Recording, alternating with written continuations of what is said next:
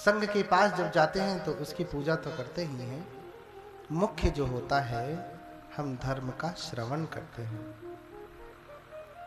अब ये जो कथा आप सुन रहे हैं, जो भगवान की स्तुति सुन रहे हैं, कल भी आपने इतने बड़े बड़े भिक्षुओं का धर्मोपदेश सुना, वो तो संघ ही है ना, तो संघ ही आपको सुनाते हैं,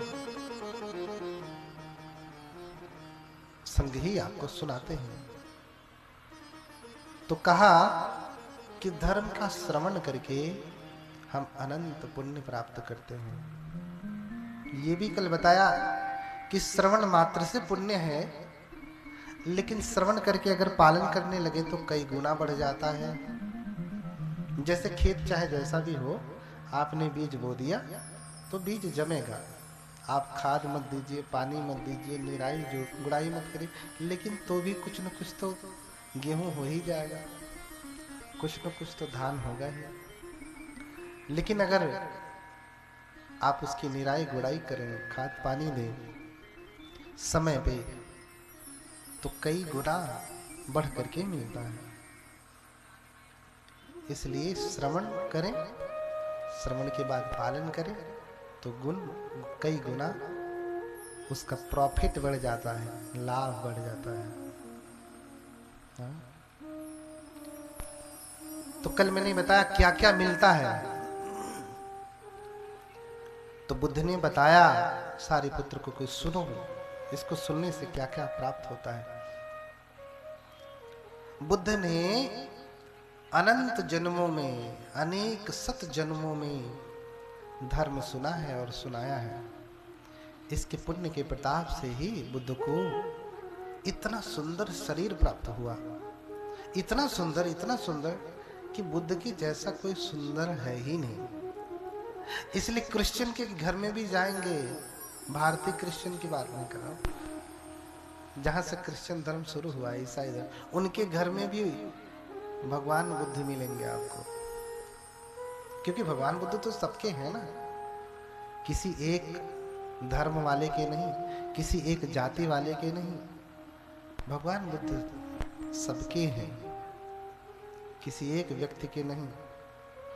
या सिर्फ ये आयोजक कहें, अजय जी कहें कि नहीं भगवान बुद्ध सिर्फ हमारे हैं, तो उनकी मोनोपोली नहीं है। आपकी भाषा में कहें तो बपौती नहीं है उनकी कि बुद्ध उन्हीं के हैं। बुद्ध सबके हैं, बुद्ध हिंदू के भी हैं, मुस्लिम के भी हैं, जैन के भी हैं, ईसाई के भी हैं, बुद्ध सबके हैं।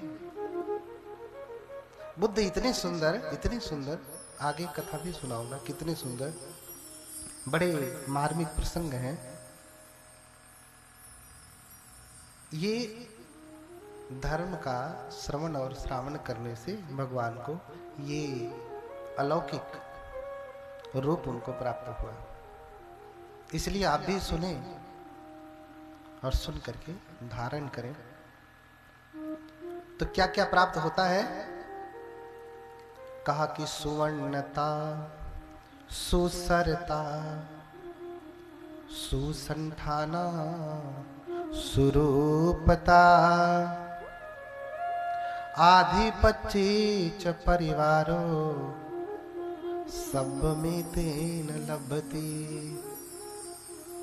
सुंदर रूप प्राप्त होता है। अब ध्यान से सुनिएगा, कोई सुंदर क्यों है, क्यों कोई सुंदर क्यों नहीं है?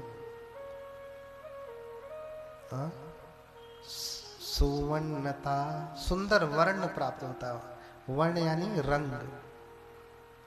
तो चेहरे का रंग सुंदर, यानी सुंदर कैसा होता है? चेहरे का रंग साफ सुथरा होगा, गोरा होगा। और सिर्फ गोरा ही नहीं होगा, कल मैंने बताया सुंदर वर्ण तो होगा ही, वो वर्ण एकदम साफ सुथरा होगा। कोई उस पे पौड़े फुंसी नहीं होंगे, कोई दाग धब्बे नहीं होंगे, कुछ भी नहीं होगा, शीशे की तरह से साफ चमकदार। सुवर्णता, सुसरता, सुंदर रूप और साथ ही सुंदर स्वर, यानी उसकी आवाज जो होगी उसकी वाणी कैसी होगी? बहुत मीठी, इतनी मीठी कि कानों में शहद घोले। जैसे भी मीठी आवाज में आपने स्तुति सुना ना, जितना अधिक आदमी धर्म श्रवण श्रावण करता है उतना अधिक उसको सुंदर स्वर प्राप्त होता है। तो सुंदर स्वर होता है, कर्कश नहीं होता। कितने लोग बोलेंगे तो ऐसे लगता है कि झगड़ा कर रहे हैं। ये मीठी वाणी भी बोलते हैं तो जैसे लगता है कि ये गाली दे रहे हैं, लगता है ना? क्यों? क्योंकि वाणी का ऐसा प्रभाव है जो पुण्यों से प्राप्त होता है। सुसंठाना, और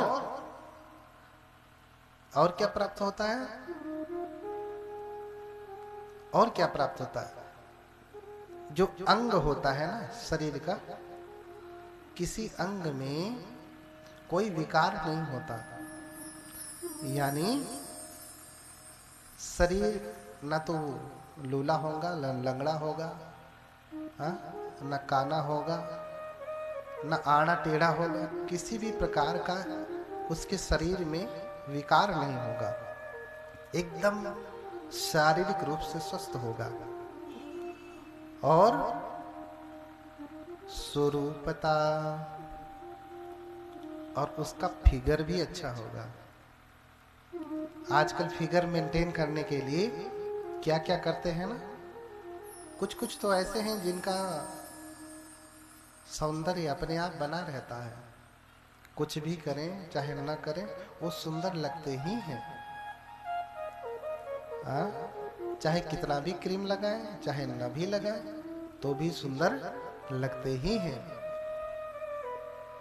और सुंदर कैसे लगते हैं? सिर्फ सुंदर वर्ण होने से नहीं, चेहरे की आकृति सुंदर होती है, बनावट अच्छी होती है, आंखें सुंदर होती हैं, अर्थात बनावट सुंदर होती है, नाक सुंदर होती है, कान सुंदर होते हैं, होंठ सुंदर होते हैं। ये जितने भी शरीर के अंग हैं स्वरूपता सुंदर होते हैं, अच्छे होते हैं।